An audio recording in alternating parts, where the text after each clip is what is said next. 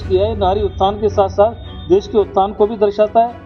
किसानों के लिए यहाँ पर यूरिया की कमी नहीं हो, इसके लिए असम में यूरिया का बड़ा प्लांट स्थापित किया जाएगा। मोदी जी वही कहते हैं जो वो करते हैं, इसीलिए ये उनकी सटीक बात है। उन्होंने बिल्कुल साफ तौर पे भारत की जनता को वही बात कही है जो धरातल पे उतरेगी। चिकित्सा के क्षेत्र में मेडिकल सीटों को बढ़ाया है और जिस प्रकार से आईआईटी में छात्रों के लिए सीटों को बढ़ाया, सीटों की काफी समस्या थी। खास तौर से मध्यम वर्ग को हमेशा निराश हाथ लगती थी, लेकिन अब के प्रधानमंत्री जी ने मध्यम वर्ग को बहुत कुछ दिया है। हर साल जो वैकेंसियां पहले 5-5 साल में वैकेंसी आ रही थी, अब वो लगातार हर 3-4-6 महीने में वैकेंसी निकलती जा रही है। अगर ऐसा ही समर्थन लगातार रहा तो भारत को विश्व गुरु बनने से कोई नहीं रोक सकता। आज भी भारत सबसे आगे है और हम चाहेंगे वो भारत हमेशा आगे रहे। केंद्रीय वित्त मंत्री निर्मला सीतारमण द्वारा आज 8वीं बार संसद के अंदर बजट पेश कर दिया गया है। इस आम बजट के अंदर काफी कुछ वर्गों को बहुत कुछ मिला है, लेकिन कुछ वर्गों को इसमें निराशा हाथ लगी है। लेकिन इसका भी पूरा ध्यान रखा गया है कि उन वर्गों को भी आगे समय रहते कुछ ना कुछ जरूर मिले। लेकिन इन सबके बीच में काफी सारी राहत की बात भी इस पूरे बजट में देखने को मिली है। कुछ वर्ग के लोग हमारे साथ मौजूद हैं। सबसे पहले राकेश जी आपसे जानना चाहूंगा, इस वर्ग के अंदर काफी कुछ इस बार देखने को मिला है, लेकिन कुछ निराशा हाथ लगी है। लेकिन इन सबके बीच जो मेन मुद्दे थे, जिन मुद्दों की बात लगातार शुरुआत से की जा रही थी, टैक्स को लेकर, स्लैब को लेकर, उसमें इस बार काफी राहत दी गई है। आमतौर पर इस बजट की देखे जाए किसान को लेकर या मध्यम वर्ग को लेकर, आपकी क्या प्रतिक्रिया है कि किस तरह से इस बजट के अंदर उम्मीद जताई गई थी और उससे बेहतर इस बार देखने को मिला है? देखिए, किसानों के विकास की बात करें तो भारत शुरू से कृषि प्रधान देश रहा है और भारत में किसानों को धरती पुत्र अन्नदाता भी कहा जाता है। और मोदी जी के नेतृत्व वाली भाजपा सरकार शुरू से ही किसानों को उत्थान के लिए प्रयास कर रही है। हमारी भाजपा सरकार के अटल बिहारी वाजपेयी के समय किसान क्रेडिट कार्ड योजना आई, जिससे किसानों को साहूकारों के जो चंगुल से मुक्ति मिली और किसानों को आत्मसम्मान मिला। हमारे ही समय मोदी जी के नेतृत्व में प्रधानमंत्री फसल बीमा योजना आई, जिससे किसान की फसल खराब होने पर उसे तुरंत मुआवजा दिया जाता है। और हमारे ही समय यहाँ पर अभी आज भी मोदी जी के नेतृत्व में हमारी केंद्रीय वित्त मंत्री निर्मला सीतारमण जी ने जो 8वां बजट पेश किया है, उसके अंतर्गत किसानों की जो क्रेडिट कार्ड की सीमा है वो 3 लाख से बढ़ाकर 5 लाख रुपए जस्ट लगभग दुगनी कर दी गई। ये हमारे लिए गर्व की बात है। साथ ही साथ ये भी गर्व की बात है कि ये नारी शक्ति को आगे बढ़ाता एक कदम हमें दिख रहा है, क्योंकि इससे पहले मोरारजी देसाई ने लगभग 6 बार बजट रखा है, लेकिन एक नारी शक्ति के रूप में निर्मला सीतारमण जी ने आज 8वां बजट पेश किया है। नारी उत्थान के साथ साथ देश के उत्थान को भी दर्शाता है। किसानों के लिए यहाँ पर यूरिया की कमी नहीं हो, इसके लिए असम में यूरिया का बड़ा प्लांट स्थापित किया जाएगा। इसके अलावा क्षेत्रीय स्तर पर यूरिया की आपूर्ति पर्याप्त रूप से हो, इसके लिए प्रयास करने की बात की गई है। किसानों के लिए नदियों को जोड़कर नई जल संसाधन विकास की नई परियोजनाएं लाने की बात की गई है, जिससे नहरों के द्वारा किसानों को पर्याप्त सिंचाई के लिए जल मिलेगा। विद्युत आपूर्ति की बात सुचारू रूप से की गई है, क्योंकि देखा जाता है कि किसान को 7 या 8 घंटे बिजली मिलती है, लेकिन बजट में बात की गई है कि केंद्रीय स्तर पर योजनाओं को बढ़ावा मिलेगा, सोलर को बढ़ावा मिलेगा, ताकि किसान भी सोलर एनर्जी का लाभ ले सके और किसान भी विद्युत समय पर उसको ज्यादा मिलेगी तो दिन में वो सिंचाई कर ले, रात को सर्दी में सिंचाई करने से वो बचे। किसानों के बच्चे ठीक से पढ़ पाए, किसानों के बच्चे भी डॉक्टर बन पाए, इसीलिए एमबीबीएस में लगभग 75,000 सीटों का इजाफा किया गया है। साथ ही आईआईटी में 6,500 सीटें भी किसान के साथ साथ युवा वर्ग को साथी नजर आती है। और निश्चित रूप से इलाज की दृष्टि से देखें तो यहाँ पर इलाज के लिए लगभग 200 कैंसर केयर अस्पताल बनाए जाएंगे और कई दवाइयों को जीएसटी से मुक्त किया गया है। कईयों पर एक्साइज ड्यूटी कम की गई है। कई प्रकार से महिलाओं के उत्थान की योजनाएं लाई गई है।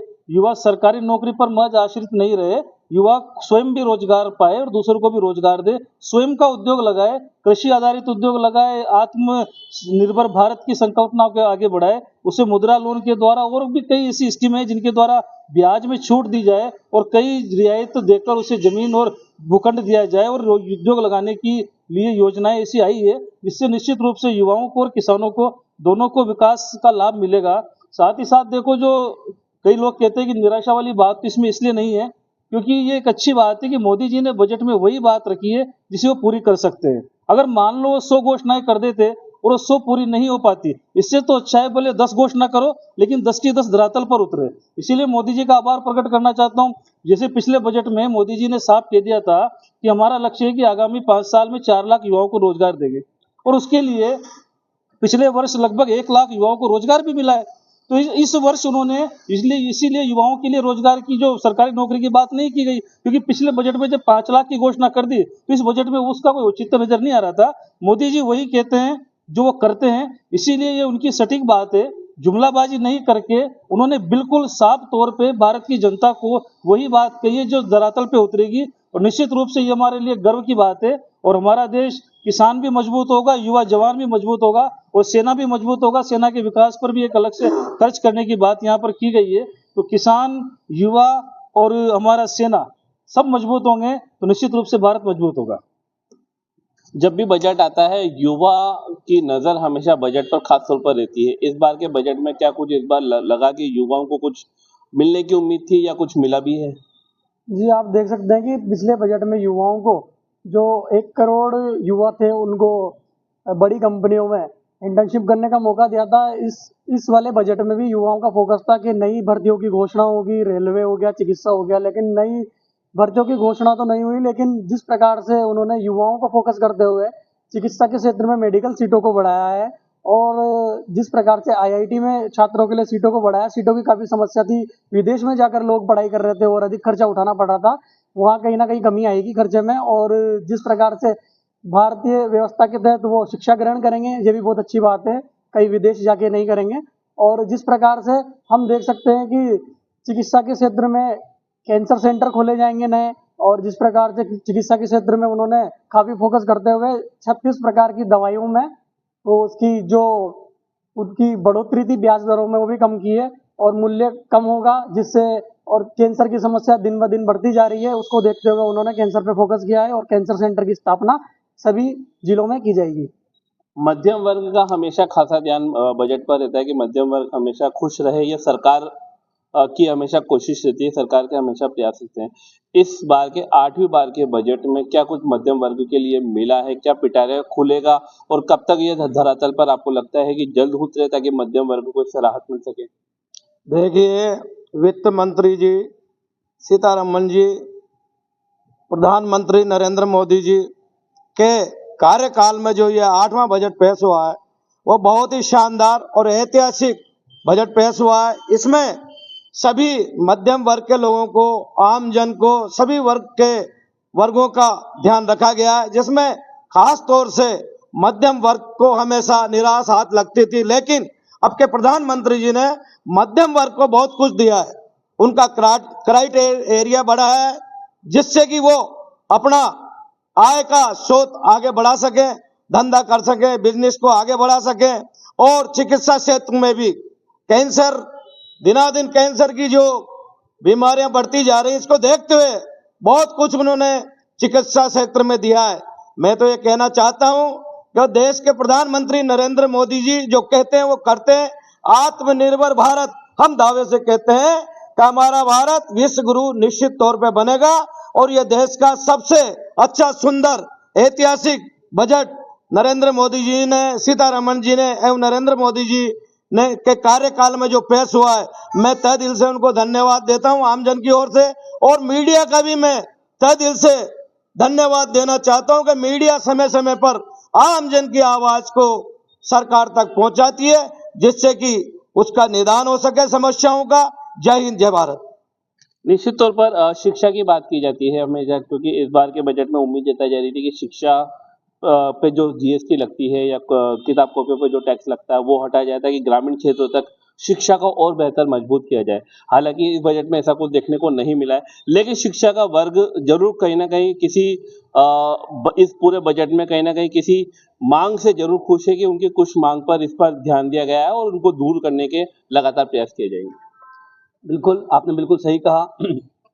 माननीय प्रधानमंत्री जी और सीतारमन जी का पहले तो धन्यवाद कि वो लगातार जो एक के बाद एक बजट पेश कर रहे हैं, ये अपने आप में देश के गौरव की बात है और उनके विकास की बात है। रही बात शिक्षा के क्षेत्र की, तो ऐसा नहीं है, अगर हम रोजगार की बात करें तो एक के बाद हर साल जो वैकेंसियां पहले 5-5 साल में वैकेंसी आ रही थी, अब वो लगातार हर 3-4-6 महीने में वैकेंसी निकलती जा रही है। सबसे बड़ी बात, जो पहले पेपर लीक होते थे अब वो पेपर आउट होना बंद हो रहे हैं, यानी कहीं ना कहीं करप्शन पर भी एक तरह से रोक लगी है। तीसरी बात हम अगर रोजगार की करें तो रोजगार के अंदर युवा वर्ग को तो एक अच्छा मौका मिला ही है कि उनको लगातार तैयारी करने का मौका मिल रहा है। किसान वर्ग भी इससे खुश है और महिला वर्ग भी खुश है, क्योंकि महिलाओं के लिए घरेलू कार्य में किस प्रकार से वो आगे बढ़ सकते हैं। जरूरी नहीं है कि हम हर बार केवल सरकारी नौकरी का ही सपना देखें। सरकार ने जो आय में छूट दी है, इससे ये साफ साफ जाहिर हो रहा है कि आप अपने निजी व्यवसाय करके भी अपनी आय को बढ़ा सकते हैं, अपने जीवन स्तर को ऊंचा उठा सकते हैं, क्योंकि सरकार चाहती है आत्मनिर्भर बनाना। दूसरे के ऊपर निर्भर होने से अच्छा है आत्मनिर्भर बने। सरकारी नौकरी अच्छा है लगे, लेकिन उसके साथ बाकी लोग भी देश के विकास में अपना महत्वपूर्ण भूमिका निभाएं। आज कैंसर हो चाहे अन्य कोई बीमारियां हो, सरकार ने हर पक्ष को ध्यान में रखते हुए उन्होंने कहीं ना कहीं ऐसी वैकेंसी निकाली है, उनकी सीट बढ़ाई है, कॉलेजों को बढ़ाया है। राजस्थान की बात करें तो राजस्थान के लगभग सब जिलों के अंदर अब इतनी अच्छी चिकित्सा व्यवस्था हो गई है। पहले राजस्थान के व्यक्तियों को इलाज कराने के लिए दिल्ली जाना पड़ता था, बाहर जाना पड़ता था, अब यही रोका जा रहा है। ऊर्जा की बात करें तो अब राजस्थान छोड़ो, पूरे भारत में लगभग हर घर पे सोलर प्लेट है, यानी कि व्यक्ति को कितना ज्यादा फायदा मिलता जा रहा है। और ये सब पिछले 10 साल के कार्यकाल की बातें हैं। 60 साल को हम कंपेयर करें ना तो इतना कुछ नहीं हुआ जितना पिछले 10 साल में हो रहा है। और ये सब किसके पीछे? सिर्फ हमारे एक अच्छा नेतृत्व हमारे पास है, एक अच्छे वित्त मंत्री हमारे पास है, और सबसे बड़ी बात पूरे भारत का समर्थन उनके साथ है। अगर ऐसा ही समर्थन लगातार रहा तो भारत को विश्व गुरु बनने से कोई नहीं रोक सकता। आज भी भारत सबसे आगे है और हम चाहेंगे वो हमेशा भारत हमेशा आगे रहे। तो निश्चित तौर पर काफी कुछ मिला है इस बजट के अंदर। कुछ निराशा जरूर हाथ लगी है, लेकिन सभी वर्गों को कुछ ना कुछ मिला है। लेकिन अब देखने वाली बात होगी कि कब इस बजट को धरातल पर उतारा जाता है और धरातल पर उतारने के बाद कब इस बजट पर काम किया जाता है, ताकि मध्यम वर्ग, निर्धन वर्ग के लोगों को इस पर राहत मिल सके। और आने वाले दिनों में किस तरह से रोजगार की बात की जाए या चिकित्सा की बात की जाए तो किस तरह से उसमें बेहतर जो है सुविधा उपलब्ध देश की जनता को हो सके। कैमरा पर्सन नारायण सिंह के साथ योगेंद्र महावर, पंजाब केसरी टीवी, कोटा।